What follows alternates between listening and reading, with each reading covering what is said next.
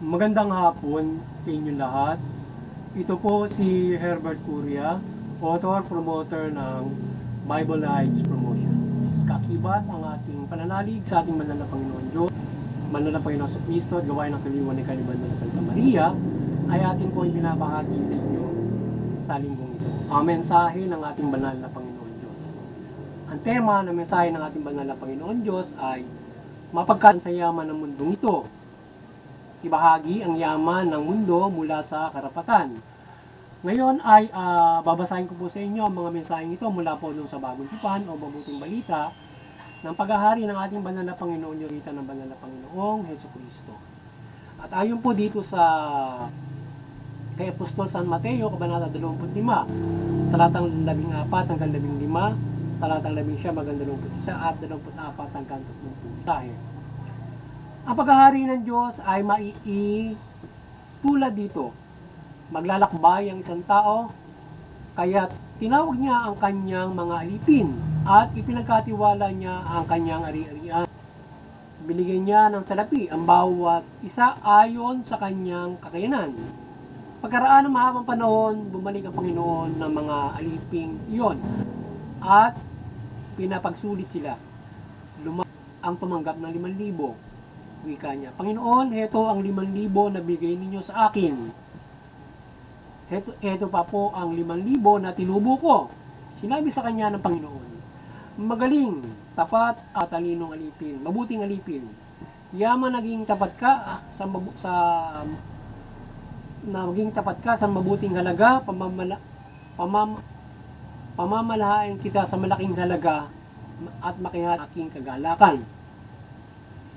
Ngayon po ay ipagpatuloy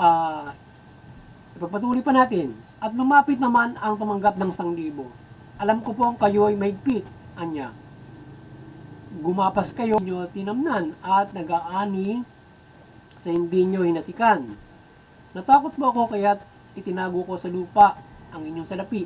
Ito na po ang 1,000 ninyo. Masama at tamad na alipin ng kanyang Panginoon. Alam mo palang gumagapas ako sa hindi ko tinamnan at nag-aani sa hindi ko hinasikan. Bakit hindi mo nilagak yan sa bangko at di sana'y mayroon ako nakuhang tubo ngayon? Kunin ninyo sa kanya ang 1,000 at ibigay sa may 10,000 sapagkat ang mayroon ay bibigyan pa at mananagana. Ngunit ang wala, kahit ang nasa kanya ay kukunin pa. Itapon ninyo sa kadiliman sa labas ang aliping walang kabuluhan. Doon tatangi siya at mangangalit ang kanyang ngipin. Ipagpatuloy po natin sa kay Apostol sa Lucas Kabanata 16 at hanggang 12. Ito po ang mensahe. Ang mapagkakatiwalaan sa maliit na bagay ay mapagkakatiwalaan din sa malaking bagay. Ang magdaraya sa maliit na bagay ay magdaraya din sa malaking bagay. Kung hindi kayo mapagkakaan sa kayamanan ng sanlibutan ito, sino ang magtitiwala sa inyo sa tunay na kayamanan? At kung hindi kayo mapagkakatiwalaan sa kayamanan ng iba, sino ang magbibigay sa inyo ng talagang para sa inyo? Magpatuloy po natin sa 1 Tesalonica, Kabanata 4, talatang 11 hanggang 10. Ito po ang mensahe. Pagsikapan niyong mamuhay ng tahimik. Ang inyong harapin ay ang sarili nyong gawain. Magpagal kayo para sa inyong ikabubuhay tulad ng sinabi namin sa inyo. Sa gayon ay igagalang kayo ng magipa kumikilala sa ating Panginoon. Bukod dito, hindi ninyo iaasa sa iba ang inyong ikakabuhay. Ipagpatuloy po natin sa mga gawa. Kabanata 2, talatang 44 hanggang 45. Mensahe. At nagsama-sama ang lahat ng sumasampalataya at para sa lahat ang kanilang ari-arian. Ipinagbili nila ito at ang pinagbilhan ay pinamahagi sa lahat ayon sa kailangan ng bawat isa. Ipagpatuloy po natin sa mga taga-Galatia, Kabanata 5, talatang 16. Ito po ang mensahe. Sinasabi ko sa inyo, ang Espiritu ang gawin niyong patnubay sa inyong buhay at huwag ninyong sundin ang pita ng laman. Ito po ang mensahe at salita ng ating banal na Panginoon Diyos.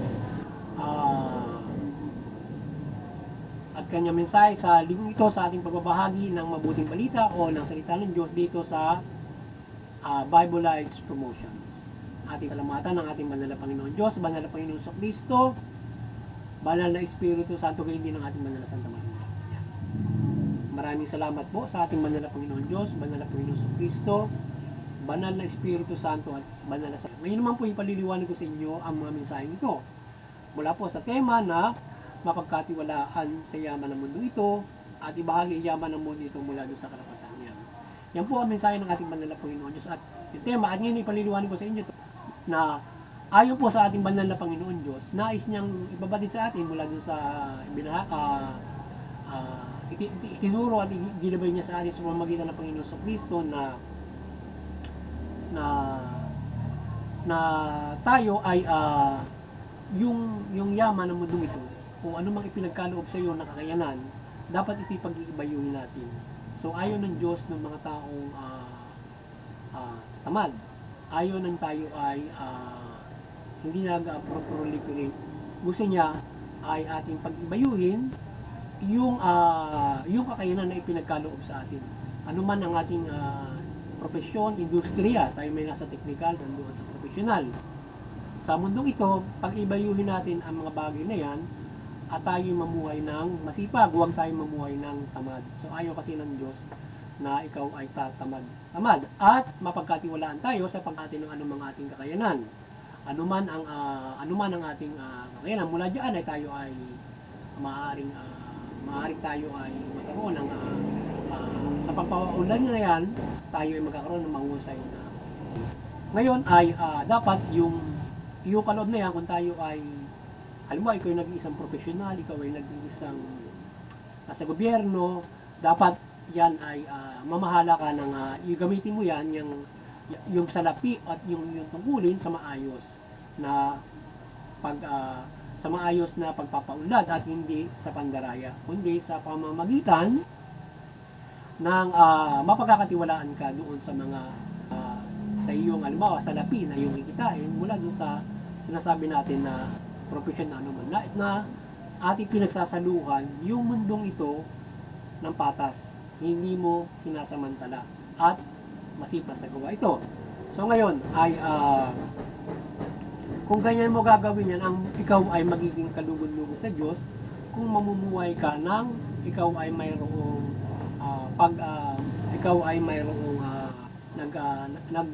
nagpapakasipag ka para sa iyong ikakabuhay. So yan yung gusto ng banal na Panginoon Diyos, na kung ikaw ay anuman yung katatayuan na iyong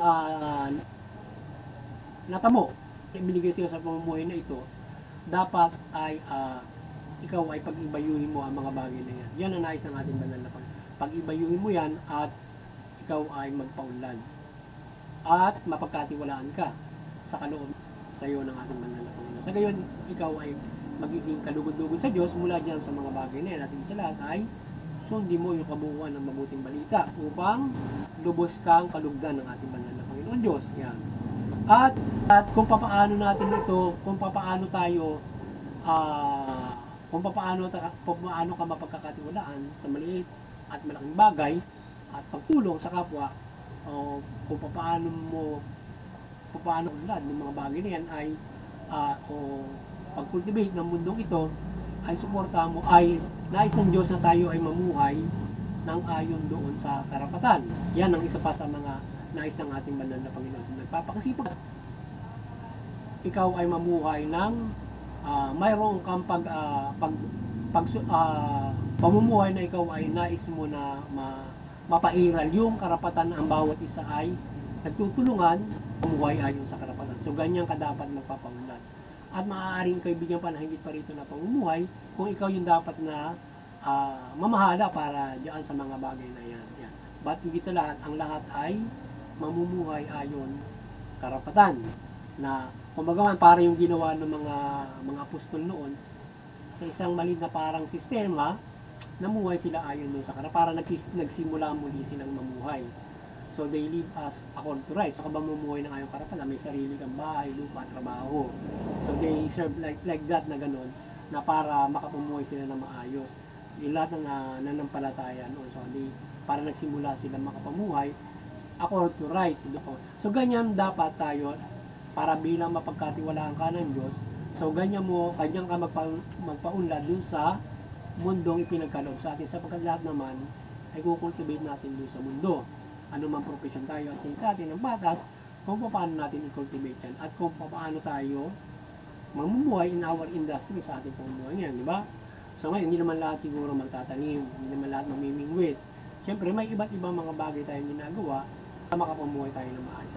Yun ay doon nakahati-hati yung kaloob ng mundo sa atin. So ngayon ay dapat ay naging vision natin diyan ay tayo ay naghahati-hati na ang mundong ito ay pinamumulan natin na pinagsasaluhan natin yan. Ako try na pinagsasaluhan natin ito. At doon tayo nagpapaunlad sa mga bagay na yan. Bilang napagkakatiwalaan ng Diyos. Ngayon ay tayo ay binibigyan ng iba't ibang kakayanan mula sa ating sa mundong ito. So kahit ikaw ay nasa maliit na kakayanan, halimbawa mula ikaw ay nasa technical to professional, tayo pare-parehas na makapumuhay ayon din sa karapatan. So yan na nais ng ating banal na Panginoon Diyos na dapat natin gawin. At tayo maging kalugod-lugod sa Kanya. Ngayon, para makabit natin yan, syempre sa gabay ng mabuting balita, dapat tayo ay mamuhay ayon sa spiritual na bumuhay. Sabagat kung tayo ay makalaman, so sasakimin natin yung mundo. Syempre, mas gusto natin tayo yung lamang eh. Tayo yung may pera. Lalo na kung matalino ka, kasi kita ka na higit. Ay, mas mahirap kung maging puso ka sa kapwa mo. Kaya sinasabi doon, eh huwag kang mapagkatiwala ka sa maliit na bagay. Kasi yung mundong ito, kapag pinagsaluhan natin ayon sa karapatan, kapag hindi ka nagabayan ng maka-spiritual at hindi magandang panuntunan mo sa buhay, maaaring ikaw ay sakimin mo yung mga bagay, ikaw yung magtamasa. Higit pa doon sa karapatan na ikaw lamang yung nanamasa, hindi ka basta pinagkatiwalaan para ibahagi mo na maayos yan. Kung ikaw man, ba, ikaw ginawa ka negosyante, so mas ahead ka. Pero napakabuti mo sa mga tao mo dahil hindi ba ko, diba? Diba ba ganun sa pamumuhay natin, sistema natin. So kaya dapat ay magabayan nung mabuting balita sa maka-spiritual na pamumuhay upang yung pagsisikap natin ay tayo ay bid natin sa mundong ito, pair tayo. Hindi, masipag naman kasi ako, kaya kailangan ako ng ang yumaman.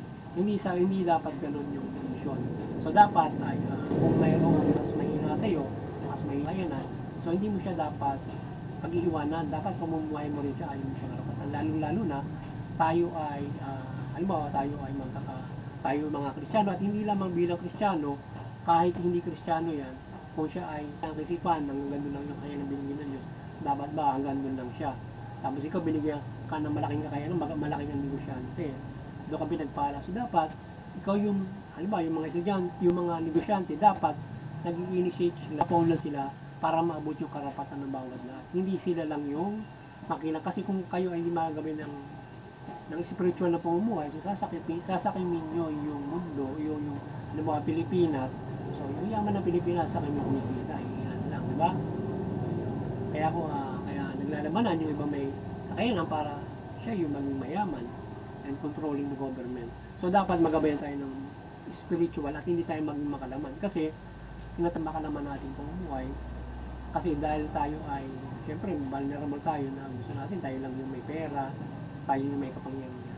So kapag natanggal yon, ay iral yung pag-cultivate na tayo ay lahat ay mamumuhay ayon sa at our present time, kahit demokrasya tayong bansa, hindi pa rin umiiral, everybody lives according to right, di ba? So kaya magabayan tayong lahat, magpaunlad tayo, tanggalin natin yung makalaman nating pananaw, gabay tayo ng spiritual, so everybody, mapagsasaluhan natin itong bansang ito according to our rights, susuportahan natin. At hindi yung labo-labo na gusto mo ikaw lang yung kikita, di ba? Dapat sistema natin na mabuti yan para tayo pare-parehas na makinabang sa mundong ito, at yun naman ang nais ng ating banal na Panginoon. Kagaya ng pinamuhay noong mga kaya sila ay parang nagsimulang muli, para sila nagsimulang mamuhay na nagmula ka sa wala, no? Diba? Parang gano'n. At hindi, live according to their rights, parang gano'n, diba? Siguro naman nagtatrabaho pa sila, hindi na pwedeng hindi magtrabaho, diba? So hindi ba sa yun na mahagi, no? Hindi ba sa pinag-isa yung kanilang pamumuhay, kundi meron kanya created life din yung mga yan noon na accords to right. Siyempre nagtrabaho pa rin sila, meron pa rin sila yung cultivate. At hindi, aasahan na lang nila yung binenta nila. Diba? Mga ganun buhay. So, parang simula sila, according to rights, so dapat ganun natin. So, we, ganun dapat yung magiging vision natin sa pamumuhay para lahat na hindi nakapamumuhay ng maayos. Kasi kung tayo ay magsasarili, ay may iwan yung iba. Lalo na kung halimbawa, mahina yung kaisipan, diba? Or tutusuhin ng iba. Problema ng mabuti, diba? Problema na yung iba ay matatapakan kasi tuso yung iba, magaling yung iba, diba? Sa ganun na kinukuha, iba yung pinagpapala pa rin ng Diyos para sila yung mamahagi doon sa mga ibang mahina, ay yung iba naman ay naliligaw na naman kapag nagkakaroon ng salapi. So kaya dapat tayo ay managabay ng spiritual na bumuhay para hindi tayo maging saking sa yaman ng mundo. So yun, muli sana ay nagabayan naman lahat ng mensahe ng ating manal na Panginoon Diyos sa linggong ito, bahagi ng mabuting balita. At kayo ay magkaroon ng malaking pag-asa sa inyong kaligtasang spiritual sa inyong pamumuhay na ito. Mula dito sa gabay nito kung paano tayo mamumuhay, mula dito sa kung paano tayo gugugol ng salapi, kung paano gagamitin natin ang ating mga kakayanan o yung ating mga paano tayo maghahanap buhay, di ba? At ating mga salaping kinikita rito, paano natin gagamitin ito at paano tayo magkukultivate ng mundo ito. Right, yan ay nais ng ating mga Panginoon Diyos para tayo ay mamuhay na mayroong spiritual para makamit natin yun at hindi natin sakimin ay yung yaman ng mundo. Kasi lalo na kung matalino ka, di ba? Mas mahusay ka sa negosyo, passion, siyempre ikaw yung kikita, di ba? Pagka ganon, paano yung hindi? Nahalos hindi niya kayang mamuhay ng ayon sa karapatan dahil nga sa mahina. So, you need to have a good system, di ba? Para ganon. Para matupad natin yung kalooban ng Panginoon Diyos na according to rights, di ba? At yan naman sa panahon ngayon ay ginagawa na ng ating mundo, pinapatupad. So yung ating bansa ay nakikisa ron sa pagpapatupad niyan, subalit hindi pa ganap na ipapatupad na lahat ay makumuhay ayon sa karapatan. So kaya dapat ay pilitin natin matupad yan at alisin natin yung mga laman na lalo na doon sa mga namumuno sa pamahalaan para mapatupad yan. At lalo na yung mga mga negosyante at matataas na nakakakontrol ng ating lipunan. So magabayan kayo ng Panginoon Diyos, ng spiritual na gabay para hindi sarili nyo lamang iniisip. Tingnan nyo rin yung karapatan para ma-cultivate natin ang pala sa mundo nyo. So yan na nais ng ating banal na Panginoon Diyos. So yan muli ay sana ay nagabayan na naman tayo ng banal na Santa Maria. Sana pa nagabayan naman at patuloy tayong gabayan ng banal na Santa Maria ng kanyang kaliwanagan, ng kanyang pagmimilagro at anumang kanyang uri ng paggabay sa atin. O gabayan tayo ng Panginoon Diyos, Panginoon sa Kristo na kanyang lahat ng paggabay sa atin sa pagbabahagi ito ng mabuting balita. Yan.